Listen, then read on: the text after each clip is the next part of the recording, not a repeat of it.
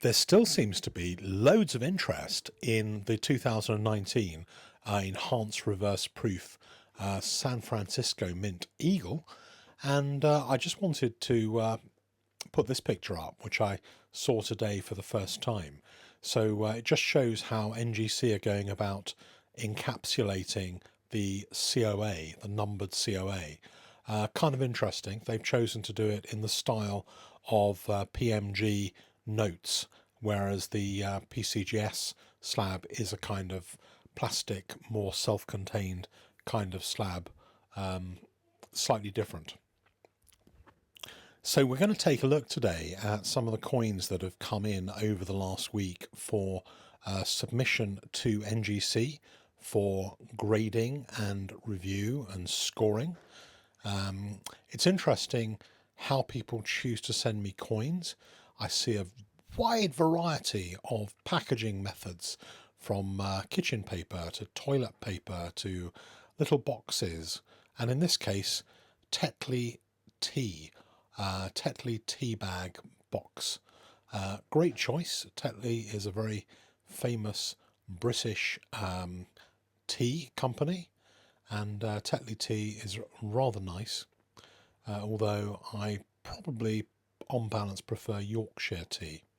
But if you're in America, you can't really get any very good tea at all, so it's quite nice if you could get hold of a Tetley tea to brew up, although tea never quite tastes quite as good as in England, I have to say. I think it's the water.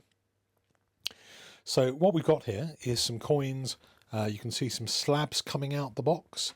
You can see there's some bits of tissue paper containing coins, and all of these coins have come in for service at NGC. There's a whole variety of different services, so I do get coins that are in slabs. Sometimes they're for cross grading, sometimes they're just kind of for general grading, and you can see already these slabs are not PCGS slabs, they are CGS, coin grading service slabs, which is a local UK based grading company that has their own grading scheme from 1 to 100, as opposed to using the Sheldon scale of 1 to 70. So let's have a look and see what else is there hidden away in the little pieces of tissue paper. I always find it fun to see what people have sent me and why they've sent it. Some people want to send modern coins just to be submitted and graded for the first time. Other people want work done on their existing slabs. Somebody contacted me the other day saying there was a slab that was for sale that they bought, which has a double pedigree. So it has two different pedigrees, and they thought that there was only value in one of those pedigrees. So how do we go about changing the double pedigree to a single pedigree? And I explained to them about the reholder service that NGC have, where you can send a coin in, and as well as them putting it in a brand new unscratched holder with a scratch proof coating, they will actually also make modifications to the pedigree if there's something you particularly want. So we've got here a very, very nice £5 gold piece, nice big coin, 1993, 1.17 ounces of gold. So even if it has moderate numismatic value, it's still a massive chunk of gold with a hell of a big bullion value as well. But it's a very nice piece. And then you've got two similar pieces, but these aren't commemoratives, these are sovereigns. So these are gold sovereigns, 5 sovereigns in each one. They weigh the same in gold as the £5 gold pieces. These ones came in the 5 sovereign or the 4 sovereign mint set, sovereign mint set from 2009. So there's nothing special or particularly distinctive about them, but they've been graded by CGS. They actually have different grades, interestingly. One is a CGS 98 and the other one is a CGS 97. So I guess that's the equivalent of getting a PF 69 and a PF 70 over at NGC. And the question is, what did they see in that one that got a 67 that was just a little bit less good than the one they graded as a 68? When you're spending your hard-earned cash on a coin from the Royal Mint, quality is absolutely critical, and that's why you should be buying your next modern coin from the Coin Connection. Use special code Bonnie at checkout for 2% off all of your purchases. I rather like this little black box that somebody else sent me with some coins in. It's like a kind of mini version of those kind of strong boxes that you sometimes see that are waterproof, but this one is really not at that kind of level, but it's nevertheless quite nice. So thank you for that. And inside this box, this is a 50 pence collector.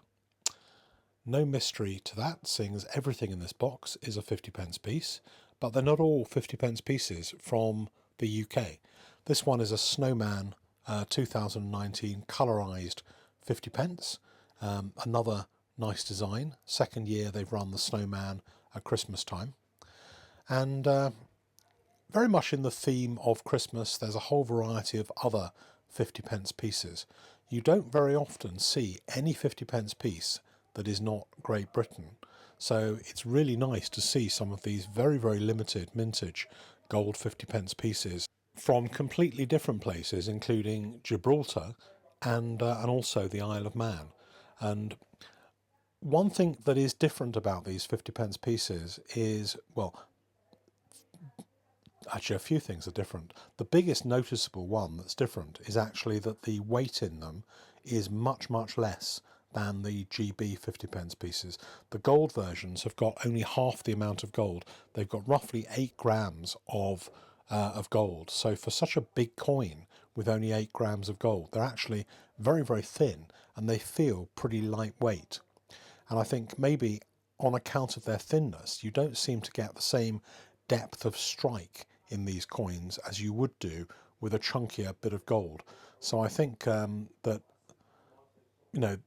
possibly they would have been better to actually keep a standard weight of gold on these coins and mint them to a higher strike quality rather than trying to use the 50 pence flans so thinly with only 8 grams of gold. So there's one here with a turkey at the front and maybe some geese at the back or something like that. So very, very Christmassy. I quite like that one, but still, you can see the depth isn't really there very much. But a lot of these 50 pence gold coins from these small mints, they mint very, very few of them. So they are actually quite rare coins. And I might try and look up some of the mintages of these coins and overlay it if I can find that information out fairly easily. So 2008 one, the other one was 2013, I think. So, but they're nice coins and they're unusual, and they certainly broaden the scope of a UK only 50 pence collection for those people who collect 50 pence pieces. There is actually a gold 50 pence group on Facebook, so look that up. And if you like 50 pence pieces or collect them yourself, then join them. And this one is the UK gold 50 pence piece version of the Snowman. So mintage around about 625, 650 from memory, slightly more than last year. That little line you're seeing here is not a scratch on the coin. It's actually just a piece of dust inside the plastic. So that disappeared as soon as I opened this coin up to put it into a flip to send it for grading. So don't write and worry that there's a great big stonking scratch there, because there isn't. This coin is pretty perfect and I think should grade very, very well. Another really nice design. And a lot of people collect novelty 50 pence pieces. I think that not everyone only collects the classics. There's a lot of people who like accumulating these coins, either no matter what design they have on them, or they like the novelty ones, or maybe some of them like the military ones, or there's a whole variety of flavours and themes on 50 pence pieces. So hope these grade well.